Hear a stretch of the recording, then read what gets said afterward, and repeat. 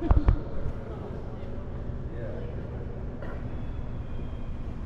a lot of people that came today. Oh.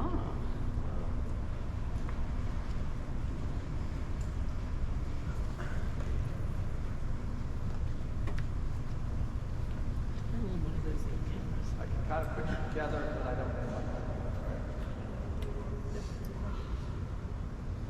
First part's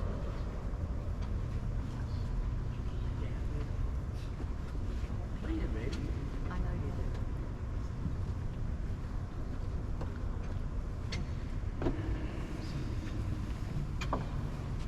Hughes up here. Ronnie's gonna talk. Okay. These Catholics, you know, you can't move them too far. Okay, first of all, I just want to say again, welcome.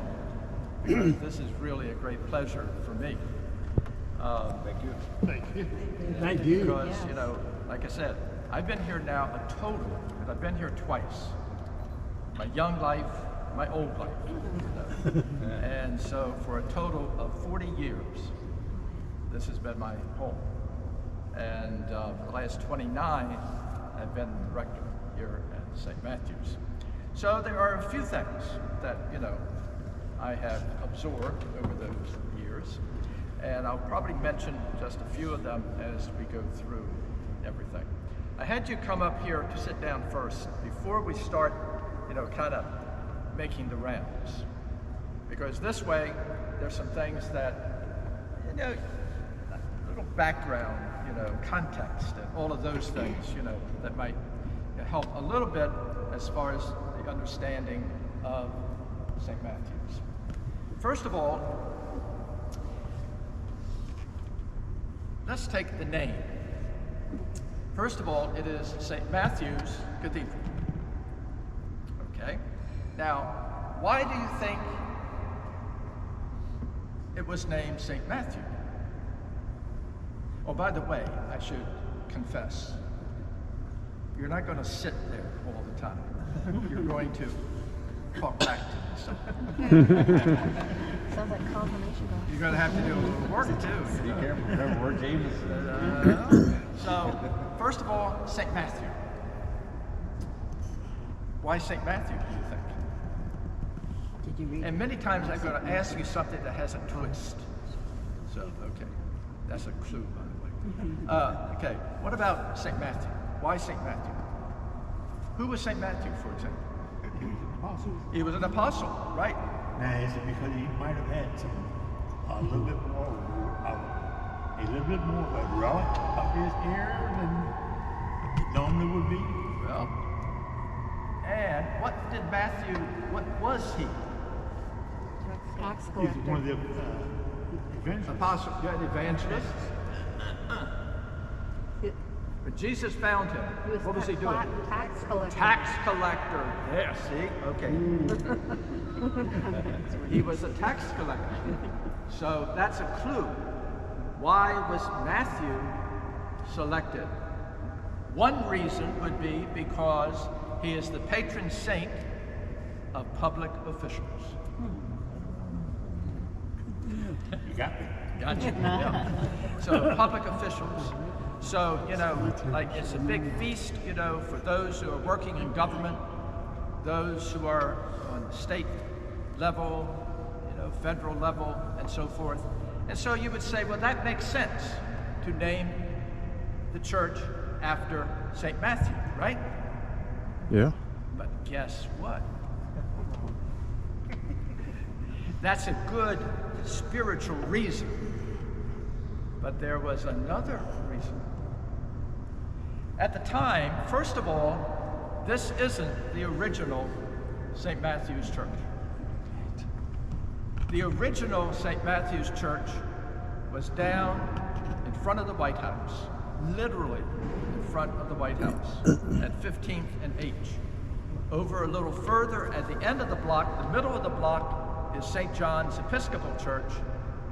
At the end of the block on H was St. Matthew's. Okay? Now, at that time, before there was a St. Matthew's, everyone belonged in this area to St. Patrick's Church. And St. Patrick's Church was down on G Street, 10th and G. Still there, not as prominent as St. Matthew's, but still does well. Now, and it happened, when the officials from Rome said, we probably need a new parish, have to split St. Patrick's, because it's moving, so you need a church down in that area as well. So this would have been around late 1830s, let's say, because the church down 15th and H was founded 1840. Okay, so at that time, of course, what was the new parish going to be named? Well, the pastor at the time of St. Patrick's, guess what his name was? Matthews. Matthew? Matthews. Matthew. Plural. His name was like John Matthews. So he said, well, that's how I'll take some credit for it. He'll be named Matthew. So like I said, there are reasons and there are reasons. So the two things. So then the parish was formed, and like I said, the church down there was built 15th and H, kind of a very traditional, straight back and forth, church. But it grew dramatically. A lot of people from government started going to the parish there. And certainly then, by 1890, people began to say, it's just not doing it. It's not big enough. We need a bigger church. And so then, around that time, the bishop, who belonged to the Archdiocese of Baltimore at the time, by the way. So, everything around here, Southern Maryland and so forth, was Archdiocese of Baltimore. And so, anyway, around 1890 and so forth, the bishop over in Baltimore was someone that was very famous. His name was Cardinal Gibbons. You're going to see a picture of him in the back. But, so Cardinal Gibbons, and Cardinal Gibbons, was thinking, this was a church that was right next to the White House. There are a lot of big people going to that church, and now they're wanting a bigger church. Well, I need somebody who knows what they're doing. So he took the rector of the cathedral in Baltimore and made him pastor of St. Matthew's with the job of building a new church. And so that particular man, that particular pastor, was Monsignor Thomas Sim Lee. Now, don't worry about the middle name, but the last name. He was from Maryland, and from the famous Lees of Maryland. And he was really a top man in the church in Baltimore. So to move him here, everyone knew something was really cooking, So he was charged with building a new church. Well, he decided that it wasn't going to be an ordinary church. And I think that priest, Monsignor Lee, probably was a man of real vision. Not just thinking about what was happening in the 1890s, but down the road. Because he probably thought that, someday, Washington wouldn't just be part of Baltimore, that it would probably be a separate diocese to itself. Now, how did he live out that vision? Well, first of all, he hired an architect from New York, Grant Lafarge. The Lafarge name is very famous way down in southern Maryland too, because there was a Lafarge, Father Jesuit priest Lafarge. And there were a number of Lafarges, very famous. And so he hired the great architect of New York, Grant Lafarge. And they went all over Europe looking at churches and saying, you know, what can be our model? You know, what can we do to make this really stand out?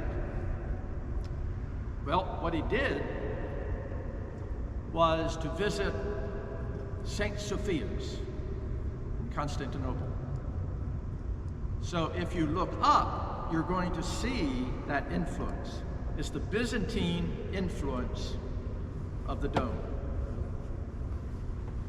And then the rest is more Romanesque, and that was from a small cathedral in Italy that attracted his attention. Okay, so they got everything together. And originally, the facing of the church and everything was going to be this way, facing out Connecticut Avenue.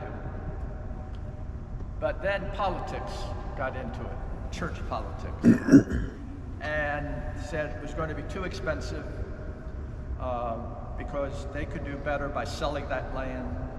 And so they sold it and got that building that's there now. Okay. However, back to this. So around 1892, probably around that time, they said, okay, we have to really get serious and we have to get moving on this project. Now, Monsignor Lee was not a very patient man. And this was shown in 2 letters. When I became pastor here, the rector here at St. Matthew's, Cardinal Hickey gave me framed letters, 2 of them. One was from Monsignor Lee, and one from Cardinal Gibbons. They were back and forth, okay? And of course, after I received it, I looked at the Cardinal and I said, are you trying to tell me something? Because what were the letters about? Monsignor Lee, okay, Cardinal, I'm ready. We're ready to go. We got the design, you know, we have it all, we're ready. Cardinal Gibbons, my dear Monsignor, or he wasn't Monsignor, dear Father Lee, do you have the money? One day. Well, we're okay. We're okay. We're going to sell the church. Sell the church and the property down there. Cardinal Gibbons. That's very nice, Father Lee. Where is the money, Father Lee? You get the picture. So finally, letters went back and forth like that constantly. You know, then he had a deal for the property and everything. So another letter. Okay, now we're ready. We got the deal. Father Lee, do you have the money? So anyway, to make a long story short, those letters went back and forth, and those letters themselves are now priceless. So I have 2 of them framed, you know, and everything. Okay. So I think Cardinal Hickey was giving me a little, you know, just making sure you know what you're doing there, you know. Okay. So anyway, a great design. So the cathedral, the church, sorry, it's not a cathedral yet. So St. Matthew's Church then in 1893, the cornerstone was laid. It's right outside of that door, pretty much just up the alley a little bit, and there's the cornerstone. So when the first Mass in here was 1895. So, you know, it took a while to really, that was just to get the inside. No marble,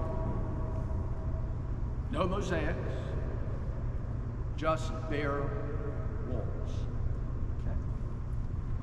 And then, so St. Matthew's Church then officially moved here, property sold, etc. Okay. So everything kind of stayed pretty much like that until 1915. In 1915, now Monsignor Lee celebrated his 50th anniversary as a priest. Monsignor Lee was rather famous. Famous family, pretty, you know. So with what he got for his anniversary, he then donated this whole mosaic. They have to have some money. So the mosaic that you see there is some of the best mosaic work you'll find anywhere of Matthew, and up there are the angels of the crucifixion. Each of the angel has something connected with the crucifixion. You know, the sword, the thorns, you know, and so forth. Now, I hope you all have good eyes, because I want you to look at the last angel who has good eyes. What is at the foot of that? A squirrel. You got it. It's a squirrel. What on earth is a squirrel doing there? It's associated with With the weeping. uh-oh, we have a ringer here. She said associated with the Lee family, and that is absolutely right. A squirrel is in the Lee's coat of arms. Did not know. So that was a way of Monsignor Lee saying, guess what? I gave it to you. So, you know, so you're seeing as we go through a lot of this history and so forth, there, you know, with Father Matthew, Father Matthews and St. Matthew and the squirrel. Okay. So we're just getting going now. Okay. So anyway, so then we finally have this layout, and we have this beautiful mosaic. Now let me just say something about this mosaic down the road, Mosaic. so that I can keep it in context. Many years after Father Lee donated that, there was a rector named Jameson. And that rector came here, and he was told that, you know, the place is a mess. It's dirty, a lot of candle, incense, you know. And so, you know, dear rector, you should really have the place kind of really looked at. So the rector named an architect, a very fine woman, Mary Airline, local. After she finished this job, she became the assistant architect of the Capitol. Highly respected. So she started her work, and then one day she came in, dear rector, we have problems. You know how the phrase goes, Houston, we have a problem. Okay.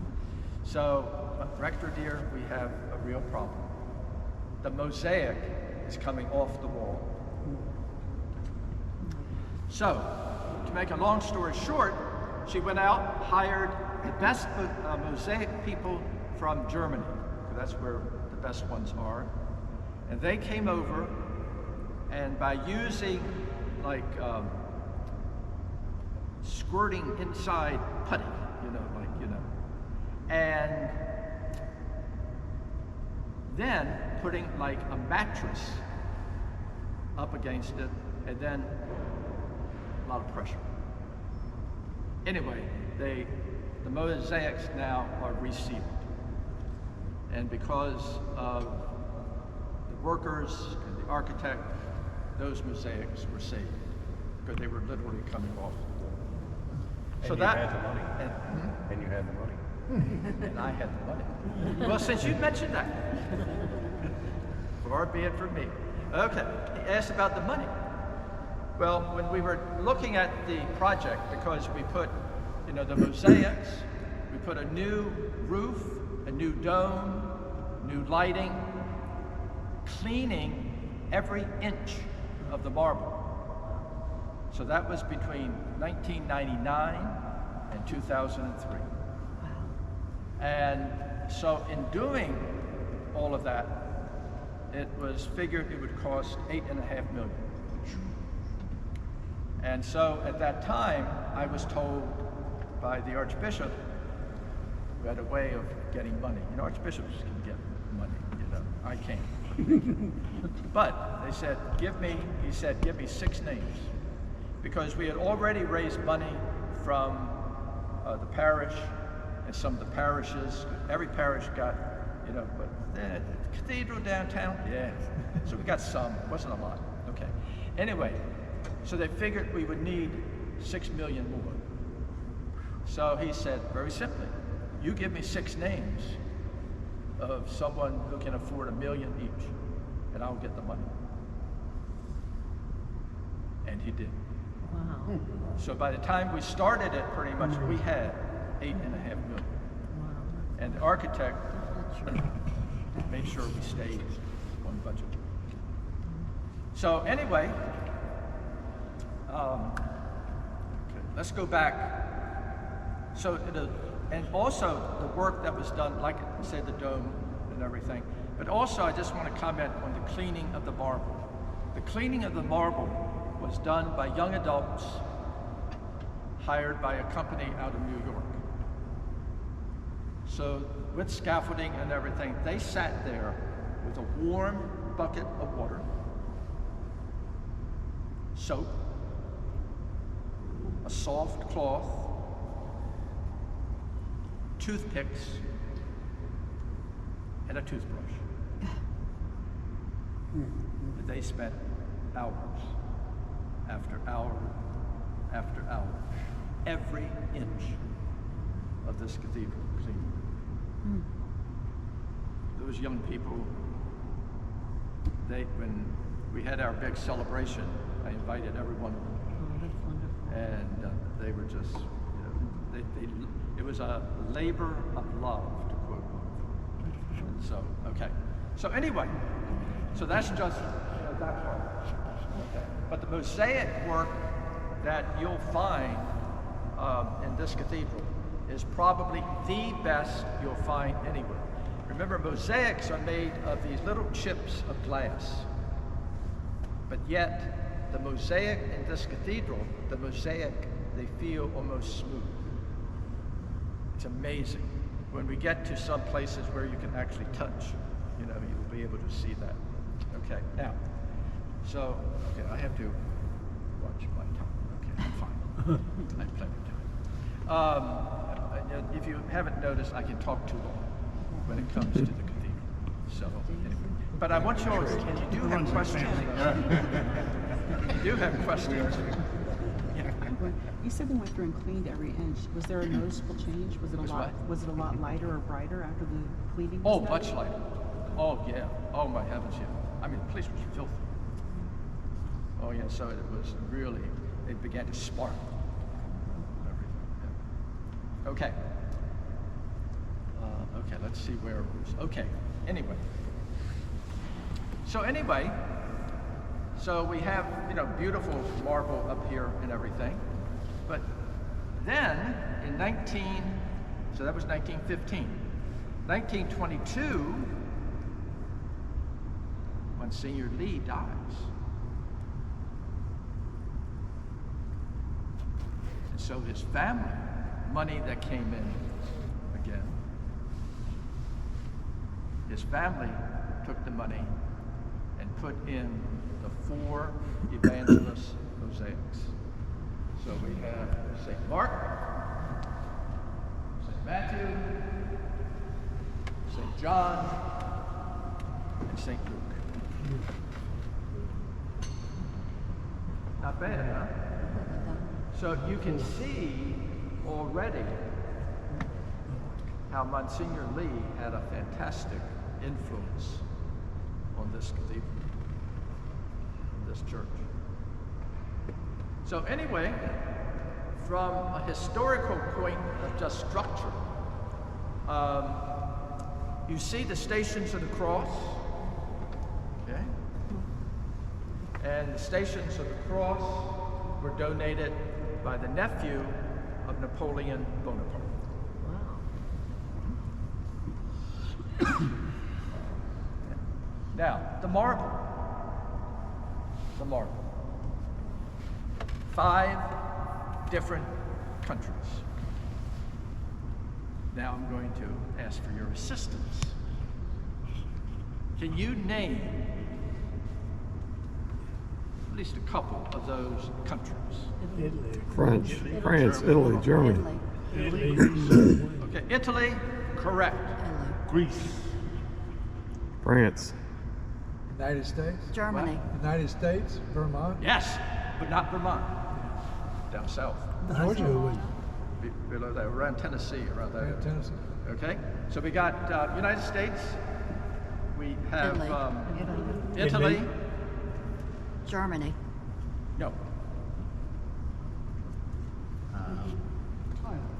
Poland.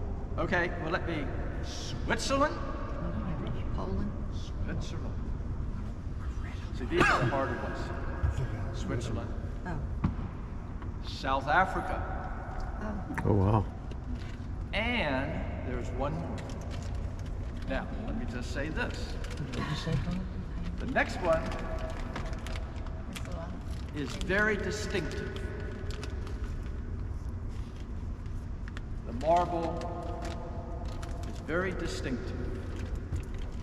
Also, it is used for a tremendous building of its own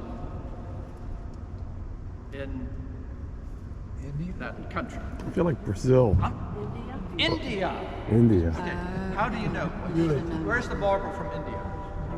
Taj Then they Mahal? have all these wonderful. Where is that marble here? The purple? You have to show me. no idea. The altar, exactly. Oh, you all are good. That was good. The That altar. is very distinctive. Now, India. That altar had been given to Cardinal Gibbons. And Cardinal Gibbons at the time said, "No, I don't need an altar. What am I going to do with an altar?" Well, that was the same time, this was being built. So gave the altar to St. Matthew's. Now, a little more. So we said India. Okay, suppose I were to say, I told you that other famous place in India? The quarry where that marble was taken from is the same quarry this marble came from. So what is that place in India? Taj Mahal? Taj Mahal. How about that? You're beginning to say, not bad, huh? Okay, now. I'm gonna. Where do I want to go first? Marble, all of the da-da, da-da, da-da. Okay, let's do this.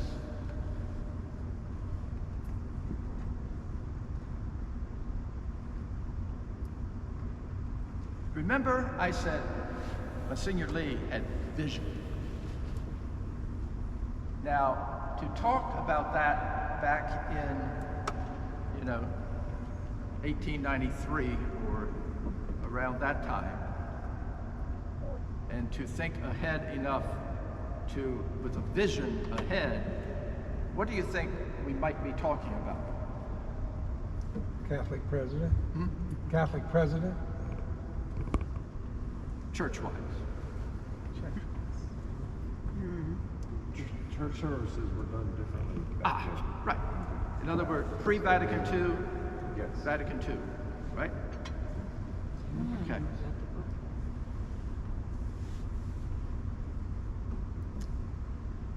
Pre-Vatican II or Vatican II? That's Pre. Vatican II, because they didn't utilize an altar like that. It's because the altar is forward. Wrong. Do you know why? This is exactly where Monsignor Lee had that altar. Because my question was going to be, did they do that after? Because I just assumed that Right. since it was out. So what he I did, know that green marble is probably from Florence. And they wouldn't have- what Monsignor Lee did, simply put up behind the altar, just a fake little backboard, and that's where the tabernacle was in front of that. But this is exactly. So when I said Monsignor Lee had vision, he had vision that I'm not even sure he realized. But yep, how about that one? So you see all these little things? Okay, now, let's see where we're going now. Okay, let's then move forward. So in the meantime, the different chapels and so forth under the new pastor, especially around the 1930s, were put in. The St. Anthony's Chapel, the original St. Anthony's Chapel that was put in was very much like Pattern. And after a while they didn't like it, so they kind of redid it a little bit, kind of simplify it and give it space. Some of the mosaics were put in. So the mosaic over here is the calling of St. Matthew. The mosaic up here, you have to go over there and look up, is going to be the death of St. Matthew.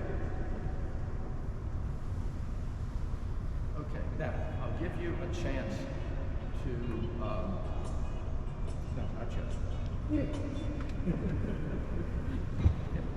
Put up.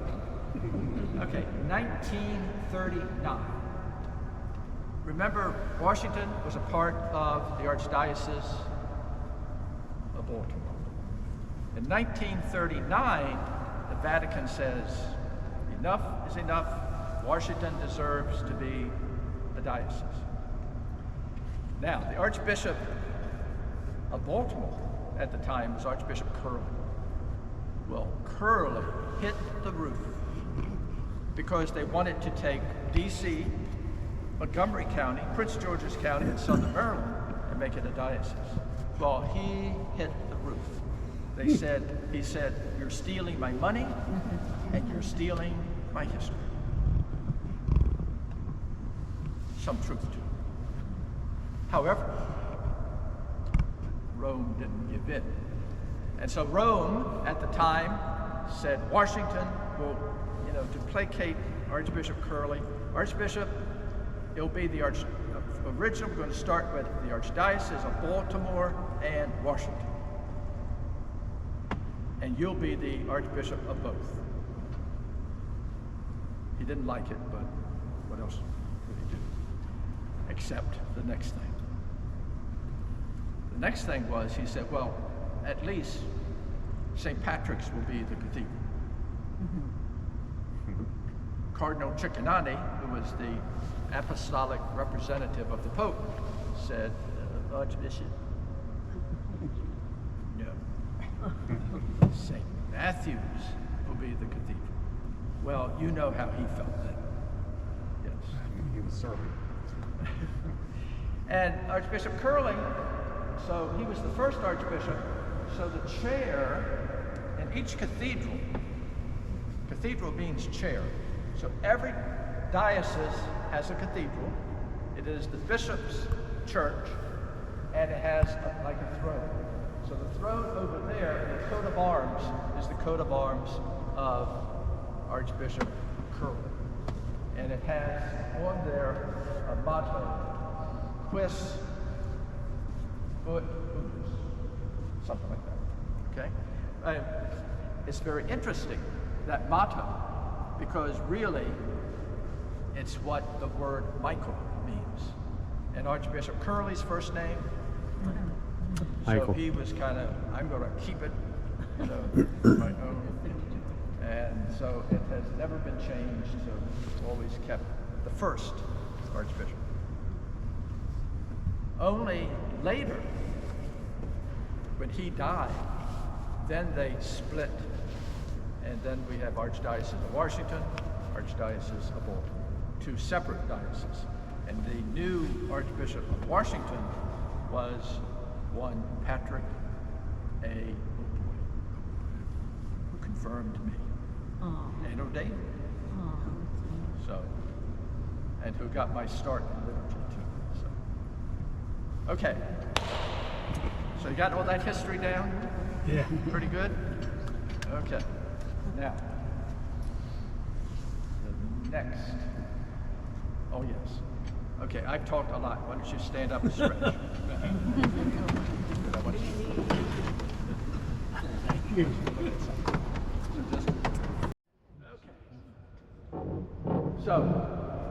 Let me tell you first about what's hanging. Anybody know anything about those things that are hanging? What are they? Chandeliers? A chandelier. In the middle. Oh. Oh. Hats. What hats? Good. Yes. They are cardinal hats. The name is a galera. Now, that's no longer cardinal. The Pope now, Francis, did away with all of that. So, in the other days, back when, each cardinal got a fancy hat called a galera. And as the story goes, when he would die, his galero would hang normally in the sanctuary. Now, if you go to New York, Philadelphia, Boston, you'll see galeros and closely knitted with the sanctuary. So why did this crazy rector back in 2001 or so put those hats there? That's not in the sanctuary. Was he crazy? I don't know.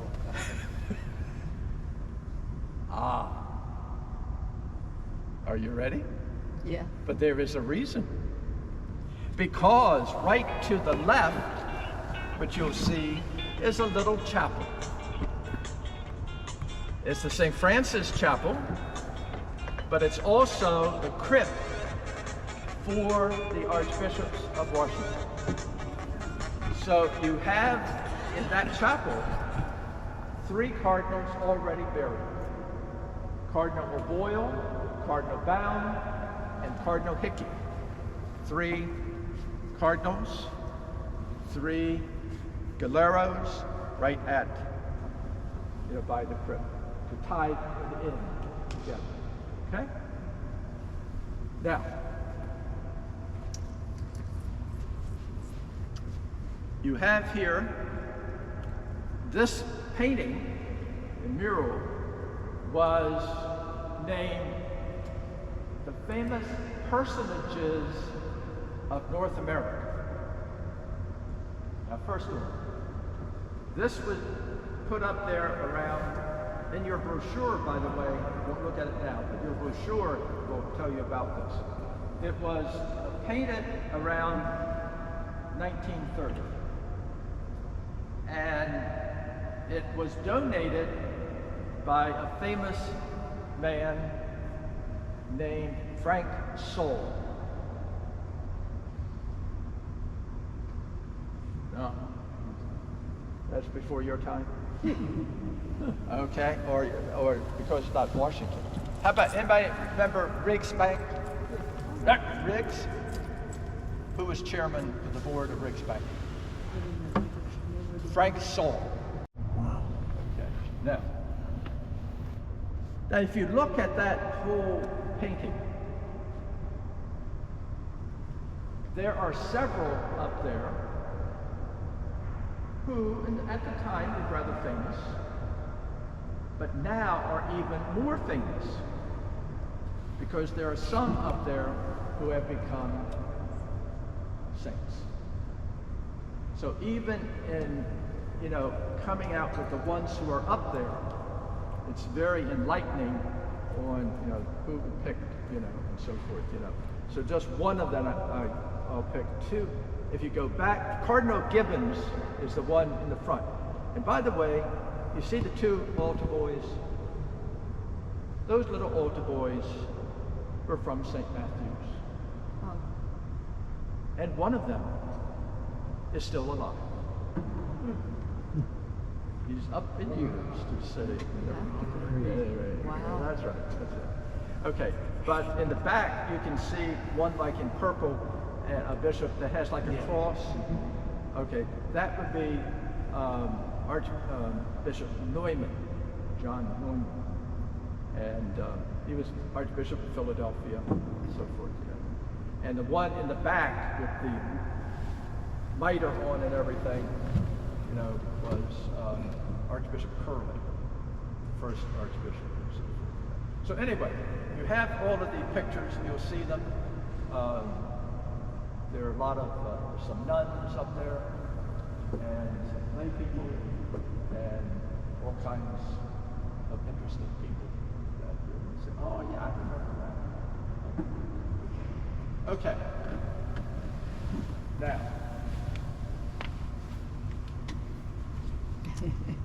any questions? Because I'm going to tell you one more thing. Father Matthews, I see his name up there. So Father Matthews is up there. Yeah, Father Matthews is up there. And the name Matthews, you know, Charles County and St. Mary's Fall. Right. We're connected with all the Oh, that. Matthews. Yeah, Two right. T's with an S. Okay. Now, one more thing, and then we'll start our little trip. Okay? Organ. Okay. Now, what on earth? You know what that is?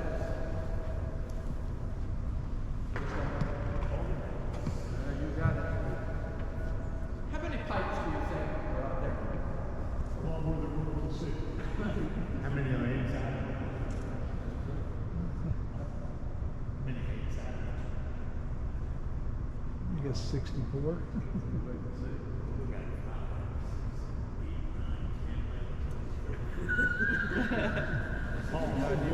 That's 64, isn't it? Oh, over 100. I have over 100, or do I have more? Anyone would give me 200? 300. How about this? Anybody going to give me 1,000? You take 1,000? Okay. How about keep going? He wants one of us to crawl in there to count to verify. How many? 15? Suppose I were to count. There are over 5,000. Wow. Are there that many notes? They're little tiny pipes.